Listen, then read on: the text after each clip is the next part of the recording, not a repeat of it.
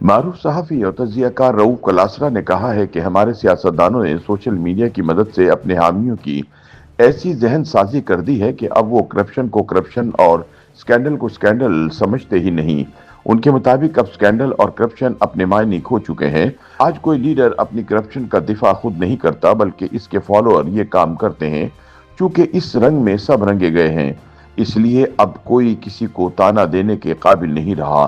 اپنے سیاسی تجزیے میں رؤوف کلاسرا کہتے ہیں کہ رحمان ملک شریف خاندان کا لندن فلیٹس کا سکینڈل بے نظیر بھٹو کے دوسرے دور حکومت میں سامنے لائے تھے۔ اس کے جواب میں نواز شریف کیمپ کی جانب سے سرے محل کا سکینڈل سامنے لایا گیا۔ ایک ہی پارلیمنٹ میں ایک ہی چھت تلے ایک دن وزیر اعظم بے نظیر بھٹو کے سرے محل پر اعتراض ہوتا تو اگلے دن شریف خاندان کے لندن فلیٹس زیر بحث آ جاتے۔ نہ نواز شریف یہ مانتے تھے کہ لندن فلیٹس ان کے ہیں اور نہ ہی آصف زرداری سرے محل کی ملکیت تسلیم کرتے تھے۔ دوسری جانب نواز شریف آج تک انہی لندن فلیٹس میں قیام کرتے ہیں۔ دلچسپ بات یہ ہے کہ دونوں جماعتوں کے حامی آج بھی یہ حقائق ماننے کو تیار نہیں۔ اسی طرح عمران خان نے خود کو ایمانداری کا دیوتا بنا کر پیش کیا، حالانکہ انہوں نے تو کبھی اپنے گھر کے کچن کا خرچہ بھی خود نہیں اٹھایا۔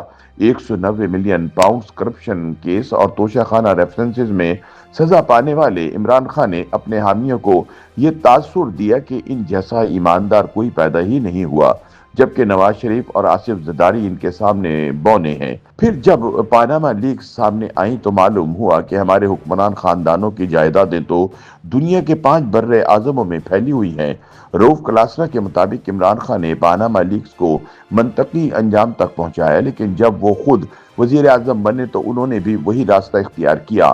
عمران کے ہاتھ میں جو بھی زمین، کرنسی اور ریاستی تحفہ لگا وہ اسے لپیٹتے چلے گئے۔ توشہ خانہ کے 2 کرپشن ریفرنسز میں 14 برس قید کی سزا پانے کے باوجود عمران خان کے حامی ان کے کرپشن کے قصے تسلیم کرنے کو تیار نہیں۔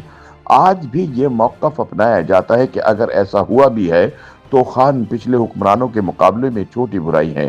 عمران خان سے پہلے کے حکمران بھی ابتدا میں چھوٹی برائی ہی سمجھے جاتے تھے، مگر انہیں اقتدار میں بار بار آنے کا موقع ملا، اس لیے وہ چھوٹی سے بڑی برائی بن گئے۔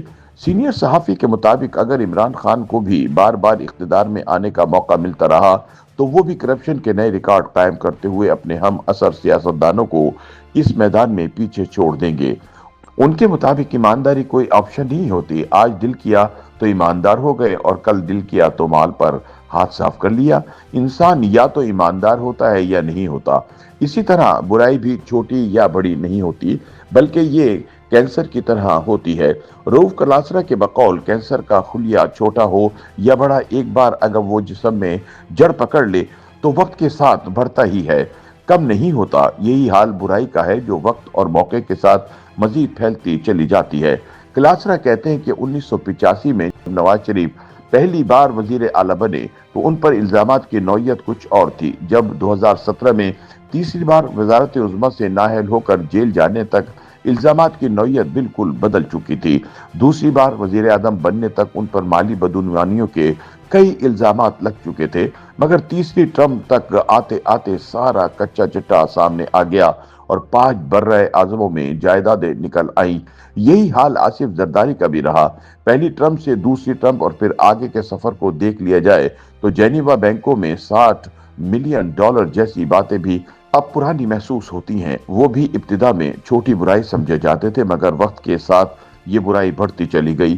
رؤوف کلاسرا کہتے ہیں کہ جب کوئی انہیں عمران خان کے حوالے سے یہ کہہ کر مطمئن کرنے کی کوشش کرتا ہے کہ وہ اس لیے خان کا حامی ہے کیونکہ وہ دوسروں کے مقابلے میں کم تر برائی ہے تو وہ اس احمقانہ جواز کو ماننے سے انکار کر دیتے ہیں۔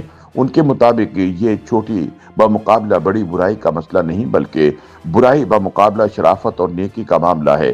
عمران خان کو کم برائی قرار دے کر دراصل وہی رویہ اپنایا جا رہا ہے جو ان سے پہلے آنے والے حکمرانوں کے معاملے میں اختیار کیا گیا تھا۔ YouTube پر گوگلی نیوز دیکھنے کے لیے youtube.com کی سرچ بار میں googly news T V type کریں۔ گوگلی نیوز کے پیج پر سرخ رنگ کے سبسکرپشن والے بٹن پر کلک کرنا نہ بھولیے۔ YouTube پیج پر اپلوڈ ہونے والی ویڈیوز سے باخبر رہنے کے لیے بیل آئیکن پر کلک کیجیے۔ آپ کو ہر نئی ویڈیو کے بارے میں نوٹیفیکیشن موصول ہو جائے گا۔